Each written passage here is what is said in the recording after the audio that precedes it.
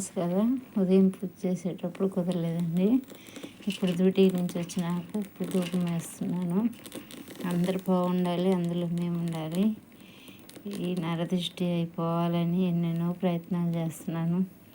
తొందరగా పిల్లలకి నేను ఉండగానే ఒక ఇల్లు సోలు తీసుకొని ఇల్లు కడదామని ఆశ నెరవేరాలని ఈ దిష్టి కోసం ఎన్నెన్నో ప్రయత్నాలు చేస్తున్నానండి. అంటే ఇదిగోండి ఆవు నెయ్యి,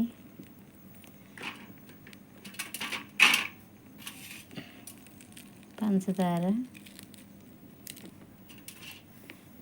సాంబ్రాణి,